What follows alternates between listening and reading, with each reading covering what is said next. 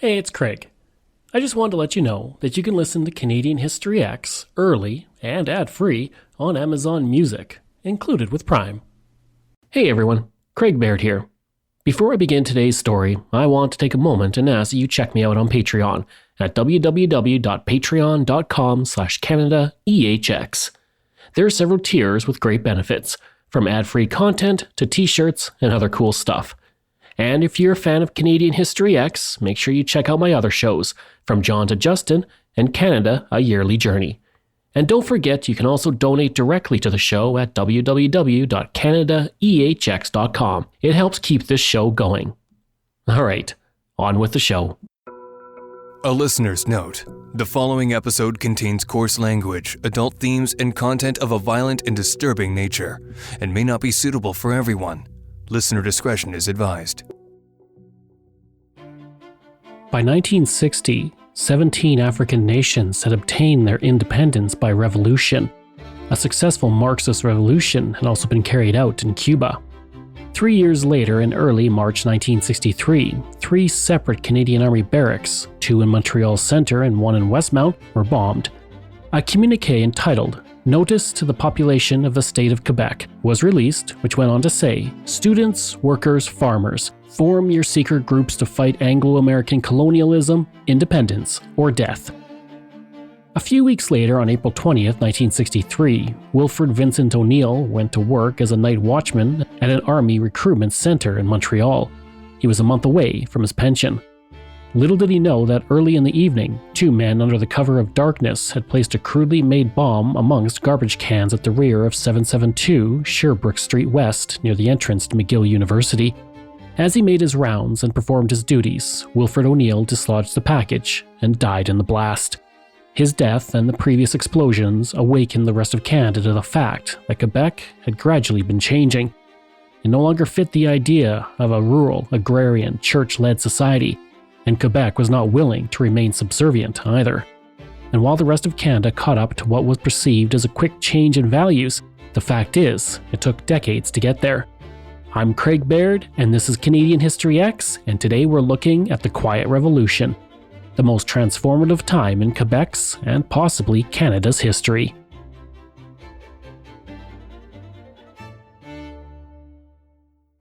In researching and writing this episode, I was struck by something I rarely encounter with this podcast. I didn't know where to start. The Quiet Revolution is such a deep and complex subject that finding a starting point was difficult. Do I start with New France and its relationship with the Catholic Church? What about starting with Confederation in 1867? That seems logical, right? It is when the province of Quebec was officially formed. Of course, Quebec had existed in some form or another for centuries. What about starting with the first year of the 20th century? Why this year? Well, it's the first year of the 20th century. The century that saw a total transformation of Quebec. You see the problem? There's too many options. The Quiet Revolution didn't have a definite start date. It's more like a snowball, with a variety of events and things coming together to build it until everything reached critical mass and rolled down the hill as an unstoppable avalanche. So deciding to do this episode right, I decided to go through a recap, but first, we need to go all the way back to the beginning. All the way to the Vikings.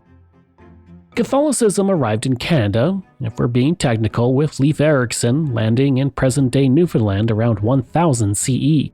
5 centuries later, in 1497 CE, Jean Cabot claimed Newfoundland for King Henry VI of England, while also raising the banners of the Pope on the island. Skip to 1608 when Samuel de Champlain founded Quebec City, the first Catholic colony in what became New France. The Catholic Church soon became the dominant force in New France, particularly after the death of Samuel de Champlain in 1635. Over the decades, communities were established along the shores of the St. Lawrence River, and most of the settlers were Catholics. The Jesuits also moved across the land, converting the indigenous population to Catholicism. The Company of 100 Associates was formed in 1627 as a colonization company for New France, and under the second article of its charter, New France could only be Roman Catholic. This led to about 15,000 Protestants to settle in New France while also hiding their religious background. 15 years later, in 1642, the Catholic Church sponsored a group of settlers from France, and they founded the community of Ville-Marie, which became Montreal. Then, almost 20 years later in 1661, King Louis XVI enacted several anti-Protestant conventions throughout the French Empire, which forced the conversion of Protestant children to Catholicism in New France. At the time, England and France were not friendly. The Anglo-French War had happened from 1627 to 1629, followed by the Anglo-French War from 1666 to 1667. England had also become Protestant the previous century, while France remained Catholic. With people settling in New France, the home country of France wanted to make sure that everyone there were Catholics. Eventually, everyone believed to be Protestant was banned from settling in New France. Protestants would only be allowed to summer in New France and could not spend the winter there. Now fast forward a century to the 7 Years' War. New France was conquered by the British during the war in 1759 with the Battle of the Plains of Abraham and the subsequent attacks on Quebec City and Montreal. New France was officially ceded to the British with the Treaty of Paris on February 10, 1763. New France was now part of the British Empire, itself overwhelmingly Protestant, but the people living in Quebec were allowed to practice Catholicism. This decision ensured that those living in what was previously New France wouldn't have to practice their religion in secret, and as a side effect, the power of the Catholic Church in Quebec solidified and grew. Then, when the British North America Act of 1867 came into effect and formed the Dominion of Canada, it preserved the Roman Catholic confessional school system of Quebec. Quebec joined Confederation in 1867, and the power of the Catholic Church had reached its height. In the province, the Catholic Church and its supporters promoted values of a traditional society by pushing the importance of God, family, rural life, and the French language. Due to the efforts to preserve French culture and the French language, the Catholic Church remained popular, especially in rural areas. Meanwhile, in the rest of Canada, there were initiatives to remove French and French culture, as seen in Ontario's Regulation 17, which sought to limit the instruction of the French language in the province's Catholic schools. Then came the conscription crisis during the First World War, which further solidified the desire of Francophones to protect their culture. Conscription was implemented nationwide to bolster the Canadian military in the war, despite overwhelming opposition to it in Quebec, and many in the province felt they were ignored by the rest of Canada. In the wake of the conscription crisis, a new man emerged who personified the defense of Quebec's provincial autonomy. He was also a staunch defender of French heritage and the Catholic Church, Maurice Duplessis, known as Le Chef, or the Boss. As Premier of Quebec, Duplessis led the province longer than anyone else in its history, and he held near total control. He led Union Nationale, a conservative party which often had the support of the Catholic Church. During election campaigns, Union Nationale leaned into religious imagery with its slogan of "Heaven is blue, hell is red." Back then, as with today, blue was the color of conservative parties and red the color of liberal parties. As soon as Duplessis was elected premier in 1936, he hung a crucifix in the Quebec legislature to show his commitment to the church as the province's leader. So much for separation of church and state. In Duplessis' Quebec, the church was everywhere. The Roman Catholic Church oversaw primary and secondary education in the province. This meant that there were 1,500 Catholic school boards in the province, and each one set their own curriculum. Also, there was no provincial oversight because there was no Minister of Education and there was little government involvement. Teachers typically came from the Roman Catholic clergy or members of the Catholic religious orders. In Quebec, 11% of Francophones finished grade 11 and only 3% of Francophones went to university. Many young people began working in their teens rather than finish school. And due to the control of the schools by the Catholic Church, only the elite tended to move on to university.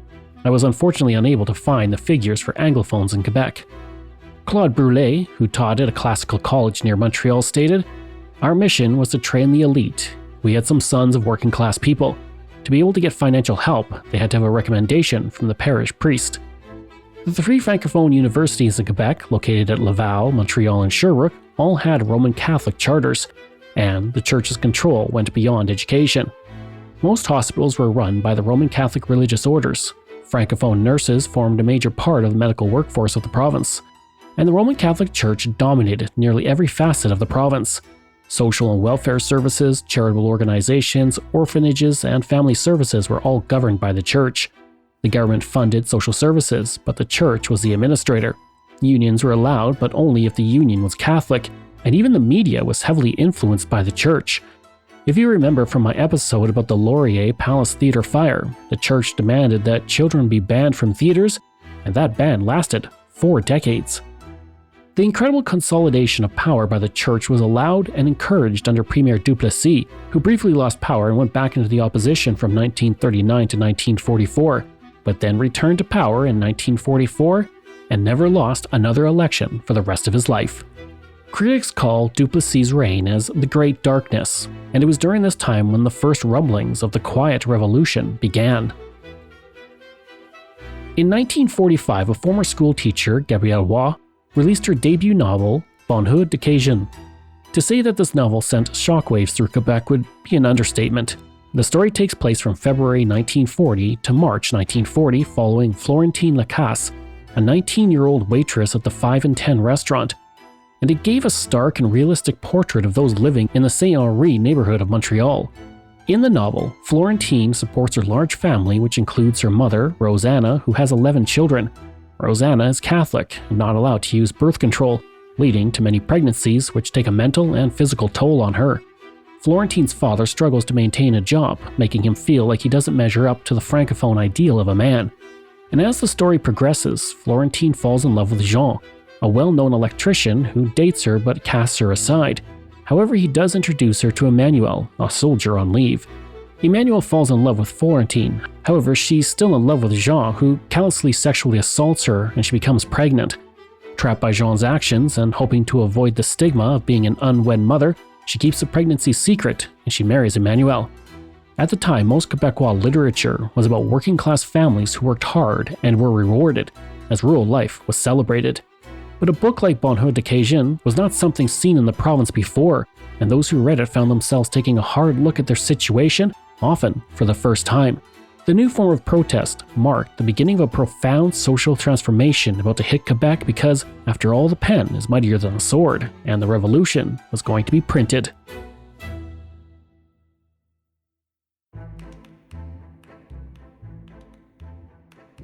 On August 9, 1948, Refus Global was published. The anti-establishment and anti-religious manifesto was signed by 16 prominent young Quebecers, 8 men and 7 women, mostly consisting of artists. It called for an end to the traditional values of Quebec, stating, "To hell with the holy water sprinkler and the toque." The manifesto was met with harsh criticism. Over 100 newspaper and magazine articles were published from August 1948 to January 1949 condemning it. One man who signed the manifesto, Paul-Émile Boudoir, lost a teaching job he had held for 12 years and went into exile in the United States. And while the impact of the manifesto was small, it did show a strong desire for change in Quebec's youth who were enjoying the post-war economic boom. That boom produced more university-educated individuals who attended school outside of Quebec, and they embraced the modern urban, commercial, and industrial values they saw elsewhere. And even those who were not university-educated are looking for a change. And in 1949, thousands came together to create one of the most important moments in Quebec history. For much of Quebec's post-Confederation history, there was a major divide in the province which could be traced back to the Treaty of Paris in 1763. The province's working class was primarily francophone, while the upper class, which held most of the wealth and ownership of companies, was anglophone. Francophone workers were paid less and often worked in dangerous conditions. This situation came to a head on February 14, 1949, when 5,000 miners from 4 asbestos mines in the eastern townships walked off the job. The mines are owned by American and English Canada companies. The asbestos strike, as it became known, was a major turning point in Quebec's path towards the Quiet Revolution. The demands of the strikers were simple and very reasonable.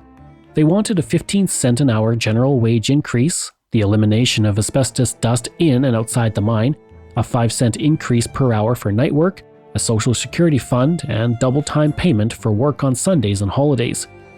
The workers were represented by the Canadian Catholic Federation of Labour and the National Federation of Mining Industry Employees.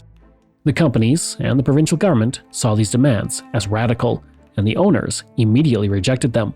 Premier Maurice Duplessis sided with the companies, due in part to his intense hatred of unions and, more generally, communism.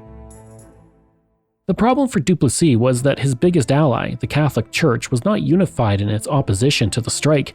Many in the church supported the workers, as did most of the population of Quebec and the media. The strike raged for months and featured several violent clashes between strikers and police who were sent in by the provincial government. And with each clash, support for the workers increased across the province. On March 5, 1949, the Archbishop of Montreal, Joseph Carbonneau, delivered a pro-union speech calling for all Catholics to donate to help the strikers. Duplessis immediately asked the church to transfer the Archbishop to Vancouver, but the church refused. And this was a dramatic shift for Duplessis. And while the strikers eventually compromised and most lost their jobs, the strike's impact on Quebec society was immense. And 3 men played significant roles in the strike, and they would go on to influence the Quiet Revolution and the future of Canada itself. Jean Marchand, a labor unionist, was the leader of the strike. He served in Parliament from 1965 to 1976 and was even considered a prime replacement for Lester P. Pearson for the Liberal Party leadership, but he was passed over because his English was not good enough. Instead, another significant person in the strike was chosen as leader and eventually became Prime Minister, Pierre Elliott Trudeau. Long before that happened, however, a young Trudeau traveled the world to find a sense of purpose, and upon his return to Quebec in 1948, he became a leading figure in opposition to Premier Maurice Duplessis. In 1949, he supported the workers in the asbestos strike and marched alongside them, looking less like the distinguished politician we have come to know and more like a young man with a scraggly beard, a headcloth, and shorts, which led to the nickname of Saint Joseph. Trudeau was even arrested while marching with the strikers, and that had a profound impact on him.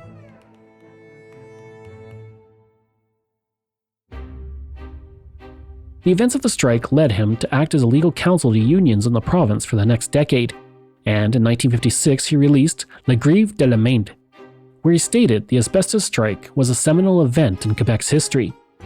The strike also inspired him to co-found C'était Libre, a publication highly critical of Maurice Duplessis. The journal was anti-clerical and criticized the hold of the Catholic Church on the province. The publication and Trudeau's work helped to revive the Quebec Liberal Party, which had lost power decades earlier in 1944 and was due for a fresh resurgence in the 1960 election. Trudeau eventually entered federal politics in 1965 and served as Prime Minister from 1968 to 1979 and 1980 to 1984. The third notable figure from the asbestos strike was Gerard Pelletier.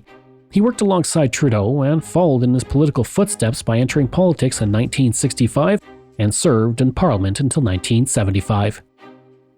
They were called the Three Wise Men by the media, and they were chosen by the Liberal Party all to run in that 1965 election to bolster support in Quebec. Meanwhile, there were several publications that were anti-Duplessis in the media that emerged after the asbestos strike. Le Devoir was an independent newspaper that criticized the Premier, his government, the Catholic Church, and supported workers from across the province.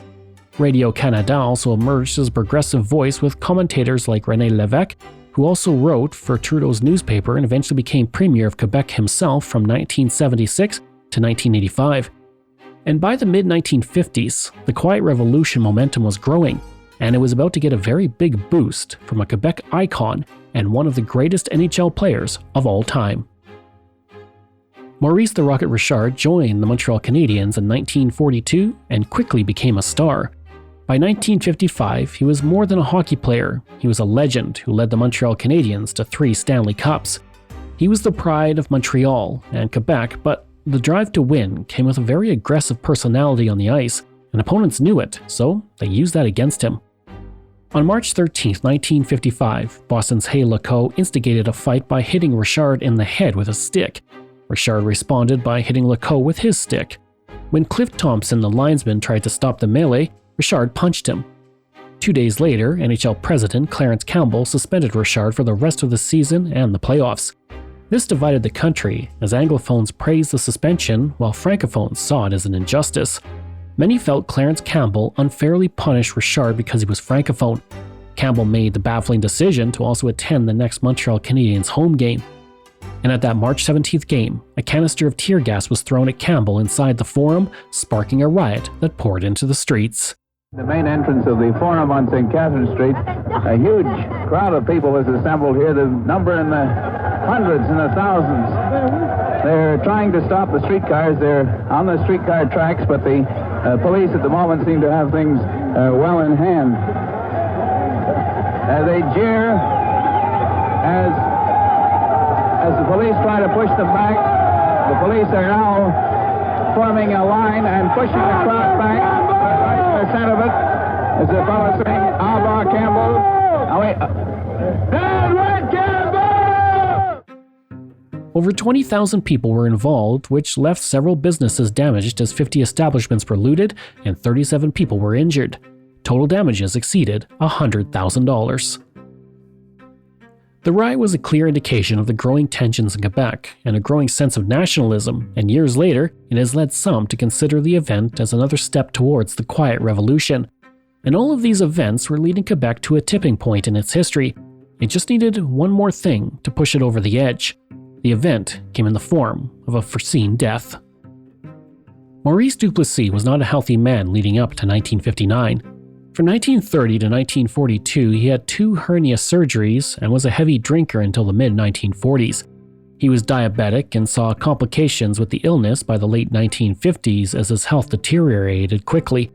He was encouraged to pull back, but he refused.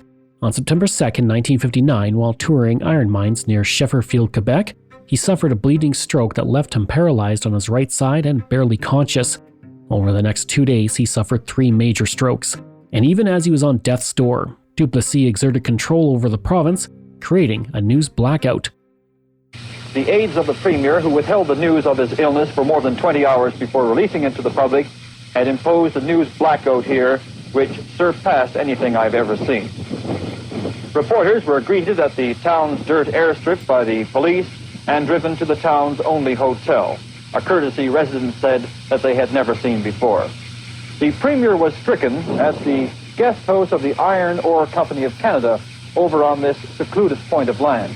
But police, both company and town police, said that no pictures were to be taken of the place. The town's daily news bulletin and its radio station, both owned by the company, carried news from Argentina and India, but none about Premier Duplessis. Duplessis lived for 2 more days and died at 12:01 a.m. on September 7, 1959.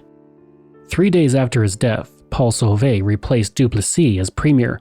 On September 10, 1959, while citing loyalty to Duplessis' legacy, Sauvé knew that the modernization was needed in Quebec if his party was to survive the 1960 election. So he outlined a 100 Days of Change campaign, which would involve a sweeping review of the government. He began to negotiate with Ottawa to get funding for higher education, as he has also tried to pry the controlling hands of the Catholic Church away from Quebec's educational system. But then, on January 2, 1960, Sauvé died suddenly. He was quickly replaced by Antonio Baird, who took office on January 8, 1960, and had little time to prepare as the province headed towards an election on June 22, 1960. His opponent was Jean Lesage, a former lawyer and member of parliament who took over the leadership of the Liberal Party of Quebec almost 2 years earlier on May 31, 1958. He believed that the province could modernize without losing its distinct identity and used the slogan of "It's time for a change." Lesage went on to win the election by an overwhelming majority. As soon as Lesage became premier in 1960, he made good on his promise of change. In 1961, Quebec joined the Federal Hospital Insurance Program, the precursor to universal healthcare. 2 years later, in 1963, the Boucher Committee was formed to study public assistance, and when the report was released, it recommended increased state intervention in social services to provide greater social equality. That same year, the training of nurses was secularized. A year later, in 1964, the Quebec Civil Code was changed to provide legal equality for spouses. This change also abolished a married woman's judicial restriction where she was considered a minor under the authority of her husband. And finally, there was a major change in education. The same year Lesage became premier, Jean-Paul Desbiens, a teaching brother, wrote The Impertinences of Brother, Anonymous. The book, published in 1960, was a series of letters he wrote to the newspaper Le Devoir, calling for an overhaul of the educational system of the province. It quickly sold 100,000 copies as it struck a chord with many in the province. But unfortunately for the author, he displeased the church and was sent to Europe for 3 years. But it was too late.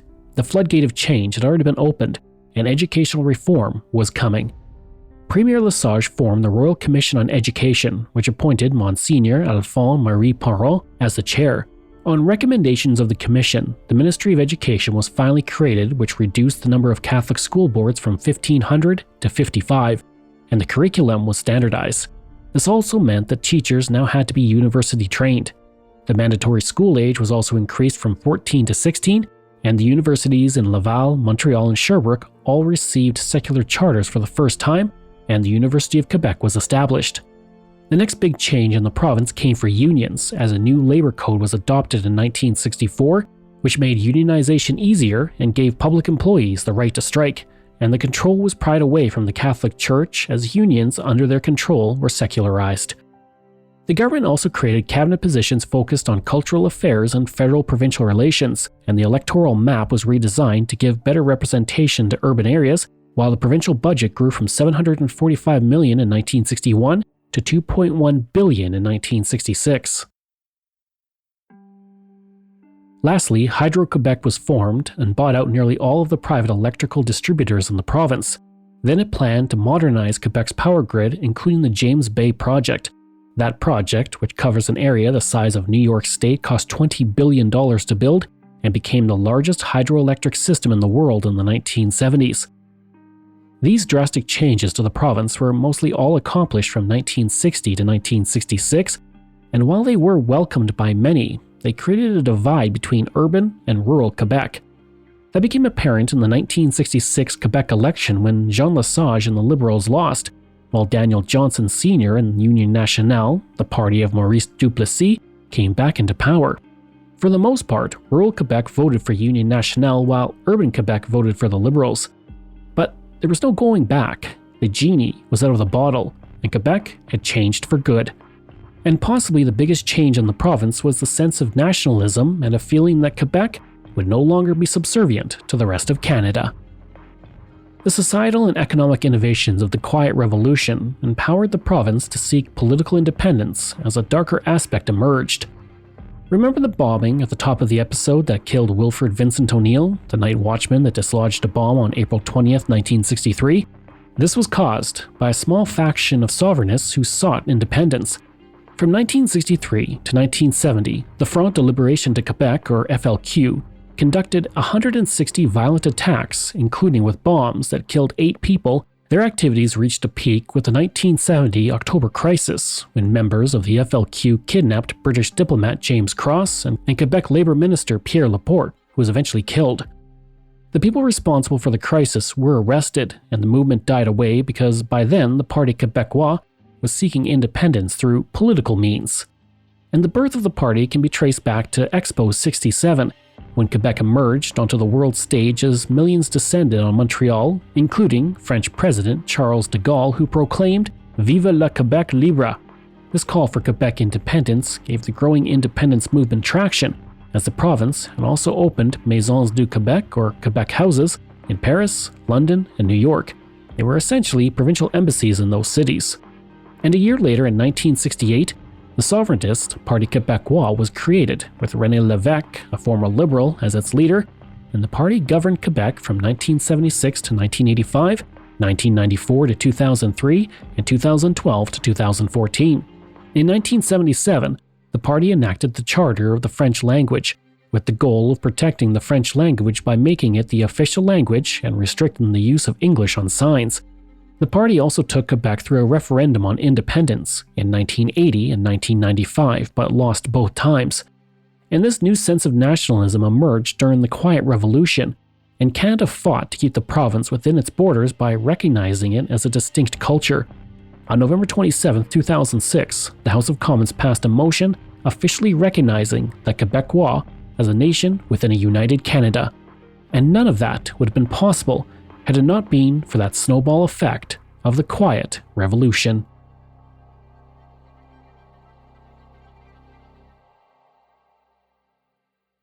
I hope you enjoyed that episode and our look at the Quiet Revolution. Next week I'm looking at Harold Cardinal.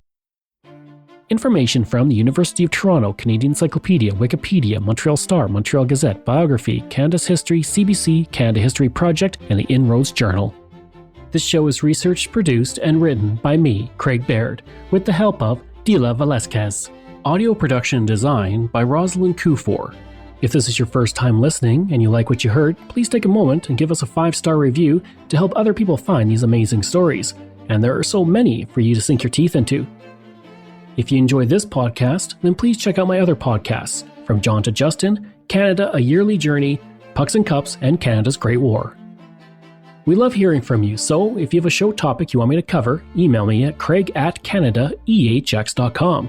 Or stop by my website and social media. I'll include all of those in my show notes. Until next time, I'm Craig Baird, and this is Canadian History X.